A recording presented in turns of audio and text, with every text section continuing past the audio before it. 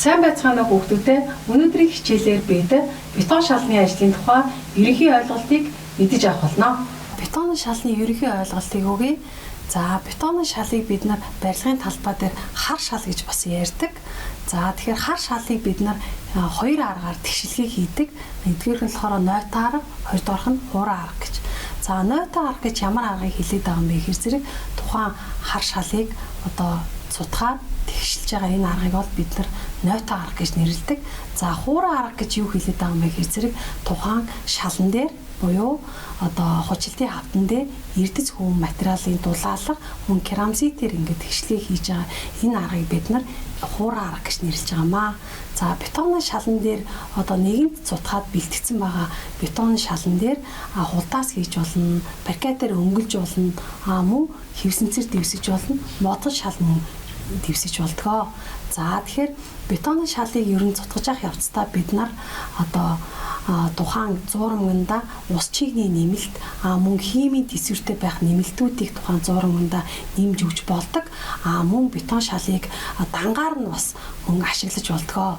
За, дангаар нь ашиглана гэж юу хийж байгаа юм бэ гэхээр зэрэг тухайн бетон шалыг цутгаснаас хойш өнгөлгөө хийгээд тухайн өнгөсөн шалан дээрээ төрөл бүрийн эрзэнэн буудаг болон гоёлын бодолтуудыг хийж өгдгөө.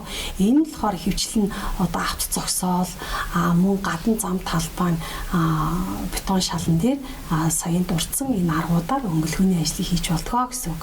За, үүнээс гадна ер нь бетон шал гэж юу хэлээд байгаа юм бэ гэхээр зэрэг эрдэс буюу органик гаралтай барьцалдуулагч материалыг том жижиг ширхэгтэй дүүргэгч материалтай хольж ус болон нэмэлтээр тодорхой хэмжээгээр зуураад тодорхой хэмжээний стандартын дагуу бэлтгэсэн хэв хашмлыг ашиглаад тодорхой хугацааны дараа хатааж гаргаж авсан хиймэлжүүлэн материалыг бид нар бетон гэж нэрлэдэг юм аа. За, тэгэхээр бетонны шалыг барилгын талбай дээр дараах шаардлагуудыг хангадаг учраас түгээмэл хэрэглэж байна. За, үүнд юу явах вэ гэхээр зэрэг ус чигний тэсвэртэй, галд тэсвэртэй, химийн болон хүчин шүлтэн тэсвэртэй, үүнээс гадна механик үйлчлэлд оргилд цохилтын тэсвэртэй учраас бид нар барилгын талбай дээр хар шал буюу энэ бетонны шалны ажлыг хийж гүйцэтгэж байна. За, үүнээс гадна бид нар бетонны шалыг цутгаж явах явцдаа тухайн стандартыг хангахын тулд тодорхой хэмжээний төвшөнд бариулж энэ бетонны шалыг цутгах шаардлагатай. Тэгэхээр энэ төвшинг юугаар бариулах вэ гэхээр зэрэг тухайн барилга дээр бид нар ирээг төмөр модоор маяг гэдэг зүйлийг тухайн гадаргуу дээр бетон цутгалтын ажлыг хийхээс өмнө нэгсэндээ төвшөнд тавих юм шаардлага гардаг гэсэн үг. За, нэгэн төвшөнд тавьсан байгаа тухайн гадаргуу дээр бид нар бетонны шал буюу энэ хар шалны цутгалтын ажлыг хийж болно. За, тэгэхээр бетонны шал маань өөрөө эдлэгээ нэгдээ урттаа байна. Эдлэгээ урттаагаас гадна талбайд хийж болох юм. Дотор мөн барилгын угсралтын ажилд ингэж хийж болдог ийм давуу талуудтай учраас бетонны шалыг хэрэглэж байна. За, тэгэхээр бетонны шалыг цутгаж эхлэхээс өмнө дараах зүйлүүдийг бид нар анхаарах хэрэгтэй.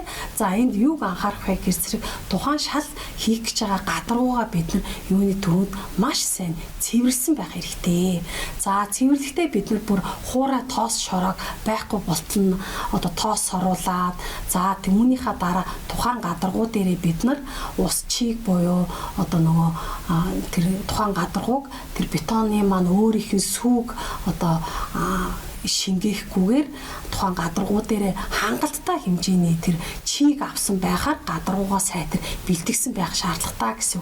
Хэрвээ дутуу гадаргуу бэлтгэснээс болоод тухайн гадаргуу дээр хийгдэж байгаа бетонны шал маань өөрөө хааралт үүснэ, ан цав үүснэ гэх мэтчлэн гологдлууд гардаг учраас тухайн бетон шалыг цутгаж эхлэхээс өмнө дараахан шаардлагуудыг хангаж бэлтгэл ажлуудыг ягштал сайхан авсан байх шаардлагатай гэсэн. За, нэгэн сайхан бэлтгэл ажлуудыг хийсний дараа тухайн гадаргуу дээр тодорхой хэмжээний шаардлагын дагуу энэ хар шал буюу бетон цутгалтын ажлыг хийнэ. За нэгэнт бетон цутгалтын ажлыг хийсний дараа тухайн гадаргуу дээр хөрсжүүлэлт буюу түрхэлгийн ажлуудыг хийдэг байгаа. За ихэвчлэн дандаа энэ хөрсжүүлэлтийн ажлыг ямар тохиолдолд хийгээд байгаа юм бэ гэхээр зэрэг одоо тухайн бетон шалан дээр төрөл бүрийн ирзэн будагч байгаа, гоёлын бодолтууд хийх гэж байгаа. Энд тэнд одоо ингээд тодорхой шаардлагын дагуу тэмдэглэгээ энэ төр хийх гэж байгаа тохиолдолд тухайн гадаргуу бетон шалыг хатсны дараа өнгөлгөө хийгээд өнгөлгөө хийсний дараа тухайн гадаргуу дээр хөрсжүүлэлт буюу гүрүүнд түрхэхийн ажлыг хийдэг. За гүрүүнд гэж юу хэлээд байгаа юм бэ гэхээр зэрэг тухайн одоо шингэн материалыг үйлдвэрийн аргаар боловсруулад одоо ингээд тодорхой хэмжээтэй савлаад гаргаж авсан ийм цавуулаг ийм төрхлөг байгаа.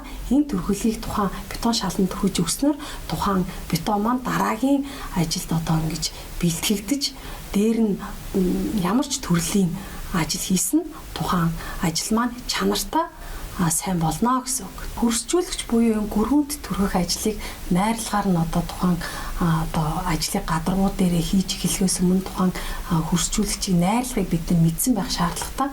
Ингэснээрээ ямар гадаргуу дээр тухайн гүрүүндийг ашиглах болох вэ гэдэг үндсэн зориултыг бид нар мэдж авнаа.